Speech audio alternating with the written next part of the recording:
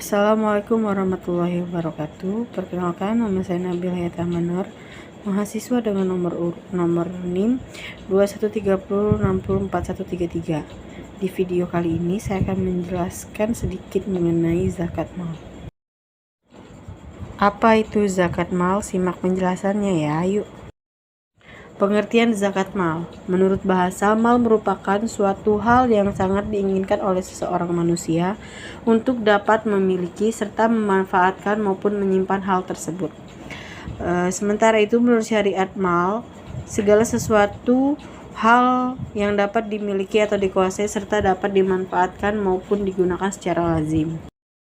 Selanjutnya ada syarat zakat mal. Yang pertama itu setiap orang yang beragama Islam wajib membayar zakat. Yang kedua, orang yang wajib pajak adalah orang yang merdeka, bukan budak dan bukan seorang hamba sahaya. Yang ketiga itu harta yang dimiliki oleh seorang telah mencapai nisab harta. Nisab merupakan suatu jumlah atau berat minimal dari harta yang dimiliki oleh seseorang dan mencapai ketetapan sesuai syariat Islam. Yang keempat itu ada harta yang wajib pajak harus mencapai haul atau telah berlalu selama 1 tahun lamanya. Yang kelima itu harta yang dimiliki oleh seseorang muslim merupakan harta yang penuh dan sempurna miliknya, bukan diperoleh dari cara meminjam, kredit ataupun didapatkan dengan cara-cara haram lainnya. Selanjutnya itu ada mustahik, yaitu yang pertama fakir. Fakir adalah seseorang yang tidak memiliki sumber penghasilan apapun yang disebabkan oleh masalah berat seperti sakit. Yang kedua miskin. Miskin itu adalah seseorang yang memiliki sumber penghasilan namun tidak cukup untuk memenuhi kebutuhan sehari-hari. Selanjutnya itu ada rikob atau biasa disebut dengan hamba sahaya. Yang keempat itu adalah ghorim atau ghorimin, yaitu orang yang memiliki utang dan kesulitan melunasinya. Selanjutnya itu ada mu'alaf, yaitu orang yang baru memeluk agama Islam untuk merasakan solidaritas.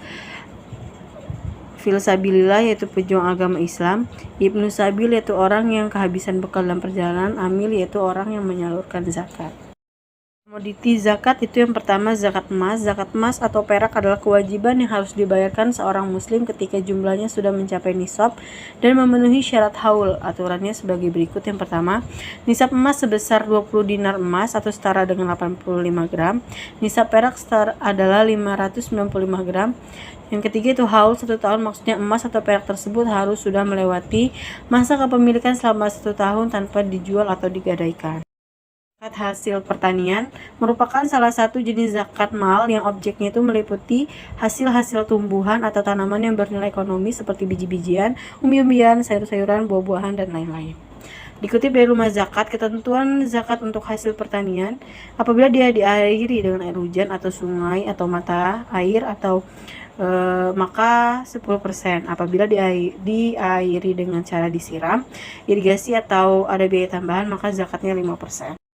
Selanjutnya itu ada zakat pertambangan. Zakat pertambangan adalah zakat yang dikeluarkan berdasarkan hasil dari pertambangan yang dilakukan. Kewajiban zakat pada barang tambang berlaku apabila diusahakan oleh perorangan maupun perusahaan dan zakatnya dikeluarkan setelah barang-barang tersebut dieksplorasi dan telah diproses. Ketentuan lain sebagaimana termaktub dalam Peraturan Menteri Agama PMA Nomor 52 Tahun 2014 Pasal 1, yakni nisab zakat senilai 85 gram emas, kadar zakatnya 2,5%. Zakat pertambangan dikenakan dari hasil tambang. Zakat hewan itu ada 3 jenis hewan yang wajib dizakati. Yang pertama ada unta dan berbagai macam jenisnya. Yang kedua sapi dan berbagai macam jenisnya termasuk kerbau. Yang ketiga itu ada kambing dan berbagai macam jenisnya termasuk kambing kacang, mais, dan domba. Pendapat mazhab Hanafi, setelah 120 dimulai dari hitungan baru, yaitu 5 ekor dan seterusnya 1 kambing ditambah 2 hiko. Jadi tambahannya mencapai buntu mahkodah atau buntu lambun, maka diwajibkan membayar zakat jika mencapai hiko dan maka wajib dizakati. Menurut pendapat jumhur, hitungan baru yaitu ditambah 10 ekor dan seterusnya. Jadi perbedaan antara kedua pendapat ini yaitu mazhab Hanafi itu kelipatan 5 dan mazhab jumhur itu kelipatan 10. Selanjutnya ada zakat profesi atau penghasilan. Hasil dari profesi itu dikategorikan sebagai harta wajib zakat berdasarkan kias atau analogi atas kemiripan terhadap karakteristik harta zakat yang telah ada, yakni yang pertama model perorangan memperoleh hasil penghasilan mirip dengan panen atau dengan hasil pertanian, sehingga harta ini dapat dikiaskan pada zakat pertanian berdasarkan nisab 53 kg gabah kering digiling setara dengan 522 kg beras dan waktu pengeluaran zakatnya setiap kali panen. Yang kedua itu ada modal harta yang diterima sebagai penghasilan berupa uang, sehingga jenis harta ini dapat dikiaskan pada zakat harta atau simpanan atau kekayaan. Berdasarkan zakat yang harus dibayarkan yaitu 2,5%. Selanjutnya itu ada waktu zakat mal, yaitu yang pertama zakat penghasilan haulnya 1 tahun, namun untuk membayarnya dapat dilakukan per bulan atau setiap setahun sekali. Yang kedua zakat pertanian ditunaikan setiap usai panen. Yang ketiga zakat perdagangan haul atau 1 tahun.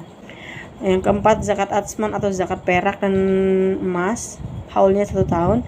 Yang terakhir zakat peternakan, dan menurut jumhur ulama yang mensyaratkan 1 tahun pada binatang ternak untuk penggunaan pribadi pun tidak mensyaratkan 1 tahun pada produksi ternak tersebut.